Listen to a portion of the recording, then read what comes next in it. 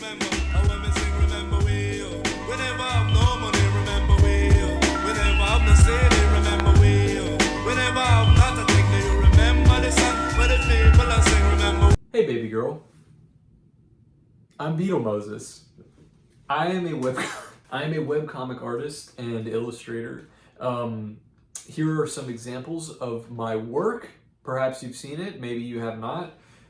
Today, I would like to talk to you about ways to improve your comics.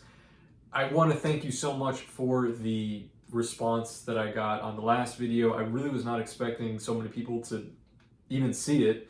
Because I am a comic artist, I felt it would be appropriate for me to make one that is about comics specifically. I probably am going to have a title on this video that's like 4 ways to improve your comics, but the truth is that I'm not really imparting direct advice on you. I am going to present 4 concepts and my personal opinion about those things when it comes to comics and how to improve them. My goal is just that you have them bouncing around in your head when you're working, and if you're going to break away from these tips or rules, you're doing so intentionally and deliberately. There is some stuff that I'm going to say in this video which is pretty much me just rephrasing ideas which are in these 2 books, okay? Understanding Comics by Scott McCloud and Making Comics by Scott McCloud. This is not some underground gem, okay? A lot of comic artists will point to these 2 books as basically like the holy Bible of the study of comics. Invaluable, they've been invaluable to me. Before there are any naysayers in my comments that are asking, what are this guy's qualifications to even be telling us advice about our art? I got news for you, buddy. I have none. I don't have any qualifications. Seriously, my only qualification is that I love comics and I draw them every day, and I'm lucky enough that I do it full time as my job. I get that question a lot. Do you do comics full time? Yes. Beetle Moses is my full-time thing. I'm super lucky. I'm making a humble living off of it, but I'm making a living, okay, off of comics. So if that sounds appealing to you, or if you think that's enough to qualify me to give you some feedback or advice on how it pertains to your art, that's what I'm here to do. Let's get right into it. Let's talk speech bubbles. This is something that I still struggle with. I forget to do this all the time. Account for speech bubble placement while you're plotting out the drawing. Don't make it an afterthought. One of the challenges of comics is that it's a silent visual medium which is meant to convey a passage of time and sometimes tell a story which requires some amount of dialogue or exposition to take place. Speech bubbles are an accepted necessity in comics. The reader knows that the speech bubble is not physically there in the world of your drawing. They know that it's just that it's like an overlay on the comic, and they're trained to sort of block it out visually aside from reading the text. This is why if speech bubbles are done incorrectly, it will only serve to pull the reader out of the story, and they will very quickly lose interest if they feel like they can't parse what's going on or things are smushed together. In the West, we are trained to read things right, left to right, top to bottom. So make sure you're accounting for the left to right, top to bottom issue with the speech bubbles. You want there to be a natural flow of the eye line from bubble to bubble. The issue of time is something that you'll notice quickly when you're drawing comics. Your goal as a comic artist is to guide the reader's eye in a way which suggests the passage of time, which in reality, it's just an image, right, on a piece of paper or on a screen. It's not moving. There is no passage of time. The time is happening in the reader's mind, and it's your job as the comic artist to make sure that that passage of time, relatively speaking, translates. I find that one really good way to do this, and kind of an easy, natural way, is with dialogue, with speech, because the reader is required to hang on that moment for a period of time for the dialogue to be said. In particular, I like to add one of those little connecty balloons if there's a pause in between dialogue. So I'd like to include, here's an example of a comic that I just posted that utilizes this exact technique. In this second panel here, this one whale ancestor is saying to the other, their kids, let them have fun. Now, if I had just put this all in one balloon, there might be a quicker passage of time when someone's reading that. They probably would say, they're kids, let them have fun. But by making this little break, not only do I find that it flows a little better, we're going to talk about composition a little bit later, but not only do I feel like it visually flows better, it's going to happen in the reader's mind that instead of that quick way of saying it, they're going to say it in their mind, they're kids, let them have fun, with that little break. So consider some of these techniques when you're working on your speech bubbles, and it'll help you compositionally and with the passage of time in your comics. This leads me to my next point, which is a hot topic, okay? Brevity is your friend, okay? Ironically, this is gonna be like maybe the longest section of this video, but I do think it's an interesting conversation. You may be aware at the time of recording this video, or maybe not, and God bless you, that there has been some discourse online about the amount of text in webcomics. If it needs more, if it needs less.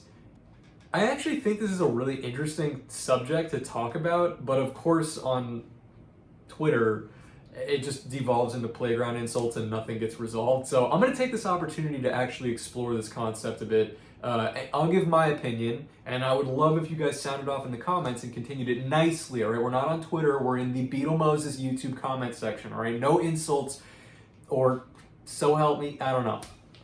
So this is actually a topic that I'd like to make an entire video about, because I think it's something that hasn't been explored as closely as it should be. But this is a divide, in my opinion. This issue of brevity is an interesting place about where we get a division between comics and webcomics. I believe that there are a lot of webcomic artists who actually don't like the term webcomics because they feel that webcomics just should fall under the umbrella term of comics as is. It's just in the modern age. And I agree and disagree with that. I actually do think there is an interesting divide between webcomics and what they can achieve. Obviously, webcomics are comics, but it's the same way. Look, you know, all scotch is whiskey, but not all whiskey is scotch, all right? Like, there's some differences, right? And it's not always right to refer to one as another because they achieve different things. And honestly, I think the mindset that goes into making them is different, even if it's subconscious and the artists themselves don't think about it like that.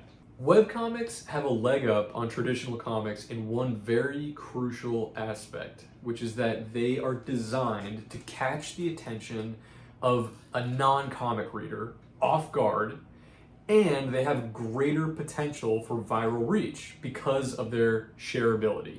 I would say webcomics honestly exist in this way probably more than any other artistic visual medium. They are, by design, formatted for the internet. So, in this vein, I'm of the opinion less is more. And it's a fun challenge to try to tell a story visually. And you'll find that you save a lot of real estate that would be taken up by speech bubbles by telling a story visually. If the speech bubble is taking up like a third of the space in each panel, it's just not as visually exciting for the reader, but it's also not really as exciting for the artist. I've heard before that like tattoo artists I think it's a real pain in the ass when people come in and they ask for those really long Bible verses because it's like doing a homework assignment.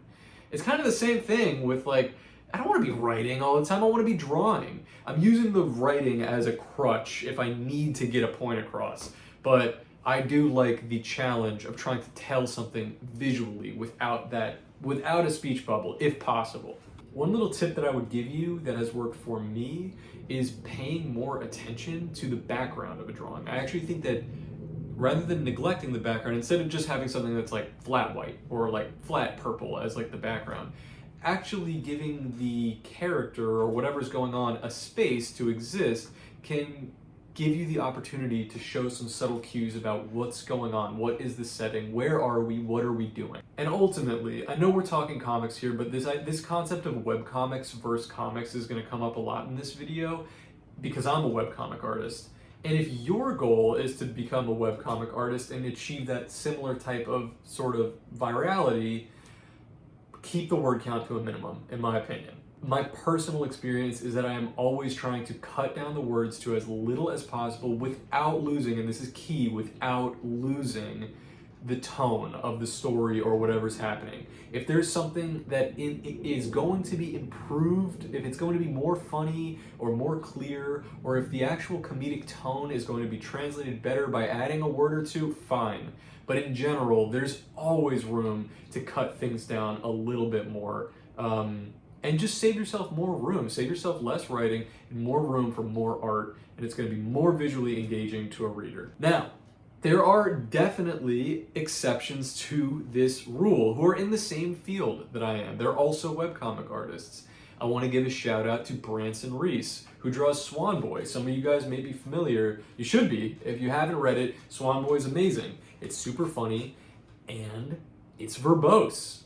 That's an element that Branson, I believe, I mean, I haven't asked him directly about this. I did let him know that he was going to be in the video, but I believe that that is a conscious decision that Branson made. He's a talented artist. He knows the field of comics. He knows the field of webcomics, and he made this conscious decision to make things more verbose, to add to the tone and the visual style of the story to great success. Not just in my opinion. I mean, I'd say it's a successful comic. It has a large reader base and it's funny. It's really good and I like the art a lot. So shout out to Branson, shout out to Swan Boy, and this is a perfect example of me giving, here's something, I'm going to tell you how I do something, and now here's an example of another artist who's totally killing it and doing not that. So take it as you will, all right?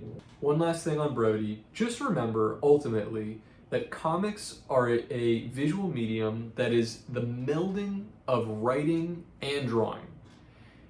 I'm of the opinion, or at least it's been good for me, to boil down my ideas down to brass tacks, which has helped me to kind of get the reins on what type of story and what type of jokes I'm trying to tell, and has allowed me to steer things. Just as over time, when you keep drawing and you keep making comics, not only will your technical ability in illustration improve, you will also find that your ability to write jokes, stories, whatever, will also improve. You're going to have a better grasp on your own voice. So if you boil things down now, if you get in the habit of editing, and getting things down short, tight, concise, and keeping true to what you're trying to say, I think that it'll give you that freedom later on to explore different ideas, something more wordy, something different. Just my 2 cents. On to the next point. Number 3, composition. I would like to talk to you in this section about dynamic frames and stills. I'm going to bring up 3 terms that are typically used for film, animation, storyboarding, all right? 3 just random things that pop into my mind when I'm thinking about how I compose my frames. Rule of thirds, over the shoulder, 180-degree rule. When I'm working on drawings, I am usually thinking about the weight.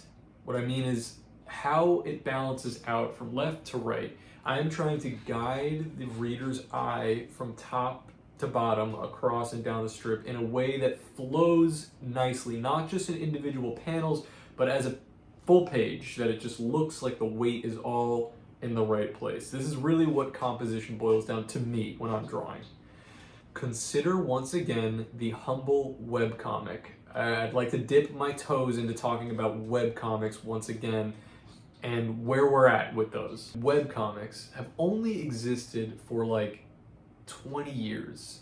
And the first 10 years, it was like not even, I don't know if like really on people's radars. You had like people that were right at the front of the movement who were getting started, but I want to say like 2010 is really maybe when we saw like a boom of webcomic artists becoming like a thing. As such, in my opinion, we've only existed through one movement, one artistic movement of webcomics. Just like any other artistic medium, you go through phases, and with time, also people will look back and see what we took from this first phase and what's going on in the next phase, and so on. Just like there's 70s music and 80s music and 90s music, none of them are bad. They all just they were doing one thing, and then the next decade took some pieces that they liked of that and took other pieces and rejected them outright and then ran with it. So I think right now, because we've only existed through one real movement of webcomics, we're pretty much right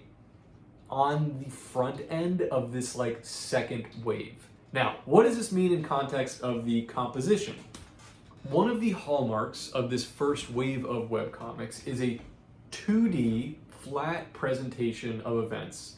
It is very common in this movement that you have character A talking to character B on the same plane of existence, and their dialogue back and forth until the joke is said or something like that. You'll have some, obviously there are some exceptions to this, but this is typically what has been popularized, and I believe that it goes hand in hand with this sort of age of millennial internet irony. The artists who make this work suggest, even I would say, in their drawing styles that they are capable of drawing things that are much more technically ambitious, but it's part of the visual humor and language. And sorry, youngsters, maybe you had to be there or something. The characters are typically drawn a little bit more crudely. I'm of the opinion, that is just my opinion, that the next wave of webcomics is really going to heavily feature the use of dynamic framing.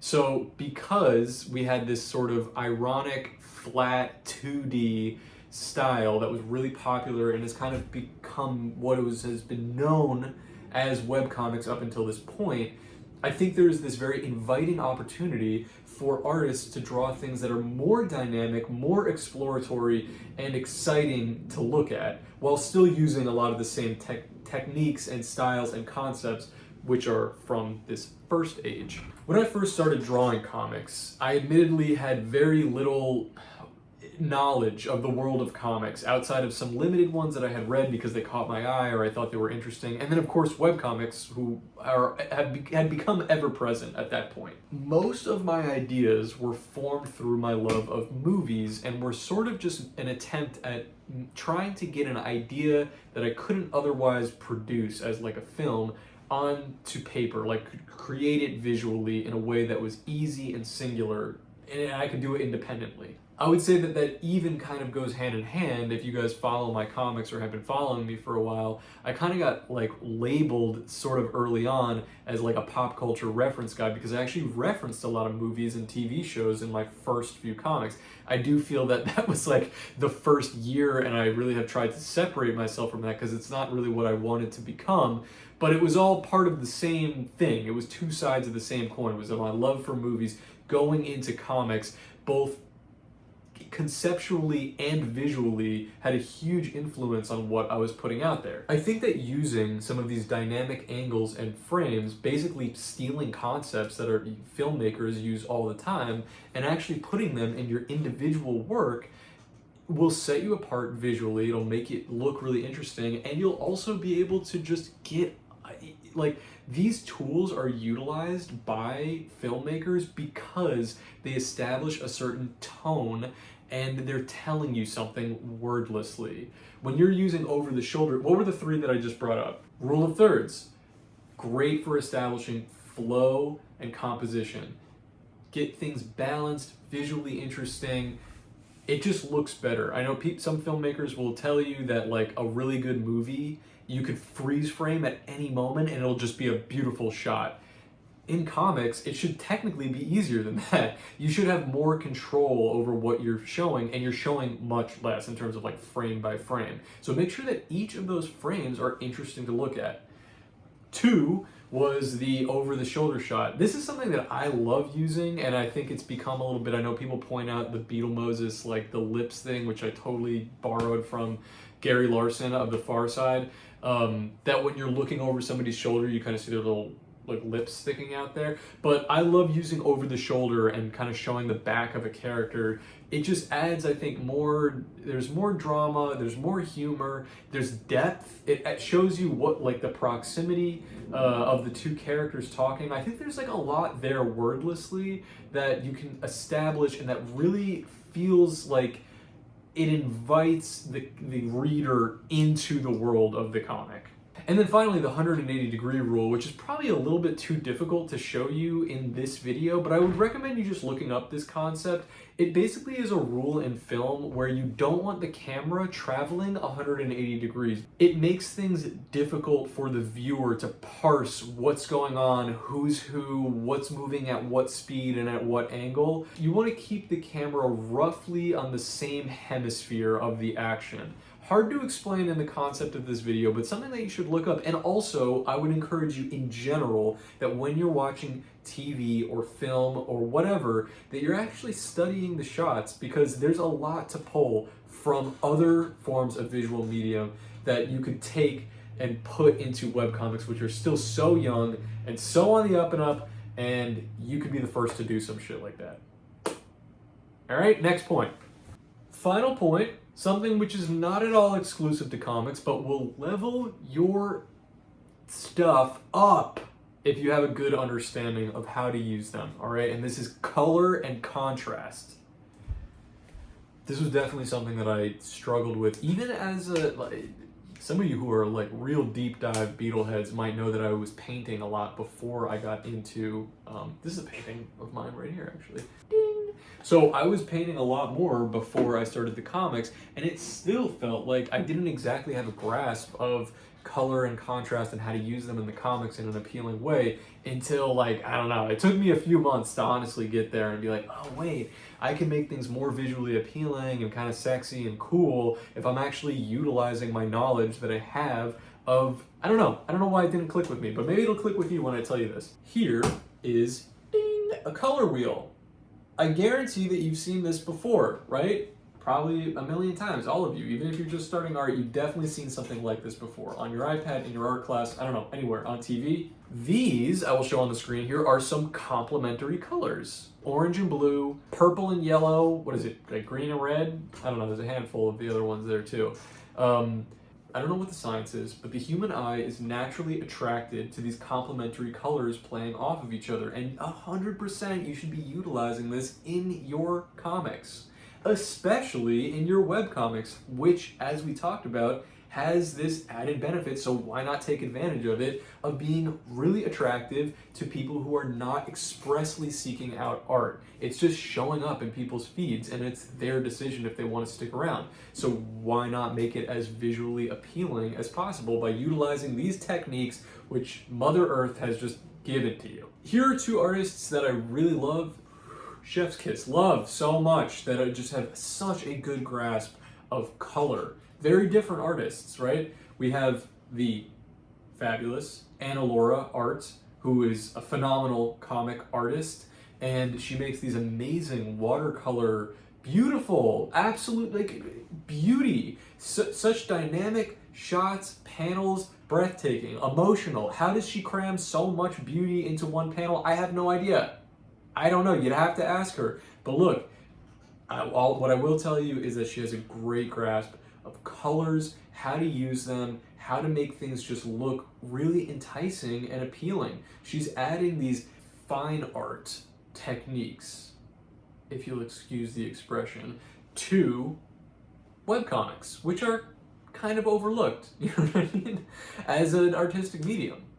And I think it's beautiful, and I think it goes to show why she has been so successful. It's no question to me why she's successful, it's because the work is gorgeous.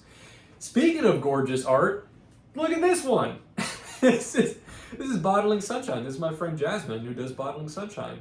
They are another unbelievable artist who I actually talked with at length about their color palette, because they have a swatch that I believe that they use, which is sort of ubiquitous through their work. They have these really warm, peachy tones throughout, and then they utilize these really strong, occasional blue and sort of turquoise teal colors to play in contrast with it. Oh, it's beautiful. And the proof is in the pudding, because Jasmine has been really successful in getting people's attention and holding it, because the art is gorgeous. It speaks for itself. But you shouldn't let it speak for itself. You, as an artist viewer at home, should be looking at these fantastic pieces of artwork and figuring out why they look so good. And it is of my opinion that a lot of it comes from these two amazing artists' fantastic use of color. Utilize the tools that you have at hand, all right? These are concepts which you're going to learn much more over time as you're practicing, right? Try playing around with shadows. Make the foreground a little bit darker or lighter and the background darker or lighter, right? Play around with the color. Again, contrasting colors. If the two characters or the character or whatever on the panel is a certain color, I'm usually making the background the complementary color for that, like, sort of whatever is primarily the color of that character. It just makes it pop a little more. It makes it a little bit more visually appealing. I don't know. You know what? I can't really get into the science of it because I honestly don't know, but it works, right? And I am aware of it when I'm doing it. And you should be too. Comics and webcomics alike are trying to deliver a clear visual message to the reader. So your goal as the artist should be to deliver that message as clearly and as visually appealing. But I mean appealing not in a way that, oh, I like this, but appealing in a way that is going to actually draw the attention of the reader in. I don't mean they can decide whether or not they like it after they've read it, but your goal is to get them to read it in the first place. So in this regard, I would like you to use all of these tools which are available to you to get that point across. Now, I think that's all I have to say for the subject matter of this video. If you are an artist and you like the video, or if you feel like anything I said in this video was wrong or off the mark, maybe everything I said you were like, dude, this is completely not true at all. That's okay. Let me hear it in the comments. You know, I really do want to, how do I phrase this right? There is so much dialogue about other forms of art, right? Movies, music, right? You have YouTubers and people online that give really thoughtful, careful consideration to these pieces of media, which I love too. I love music and I love movies, but I would love to see visual art just kind of get the same nuanced love and appreciation. And obviously my field is within webcomics and comics and illustration. I can't speak to every visual medium, but art is so beautiful. And obviously, you know, there's a lot of people that will tell you that right now is not a good time to be an artist, sweetheart. It's never been a good time. If anything, I would actually argue that right now is a great time because you can get your art in front of a ton of people easier than ever before. And the silver lining to, obviously there's a lot of BS going on in, you know, what the industry or whatever that means. I believe the silver lining is that we as artists will find this sense of solidarity, and that will be the way through. So let's talk. Last final mystic thing that I will leave you with before we go. Okay, we're gonna read the oblique strategy of the day. Okay, so I'm gonna pull a random card out of here. Okay. So I'd like for you to think of this card as sort of a philosophical prompt for your work, okay? It doesn't have to be a direct messaging in your art, but something to consider when you're working on your art in any medium, okay? Here's the card that I just pulled out. It says, tidy up. What could it mean? I don't know. I'll pull another one on the next video and we'll decide. Guys, thank you so much for watching. If you'd like to subscribe to my Patreon and become a member, I have so much art and advice and me just talking to you about my process and what's going on available to you on there. So much more to come. Thank you so much for watching this video, and I will talk to you very soon. Bye-bye.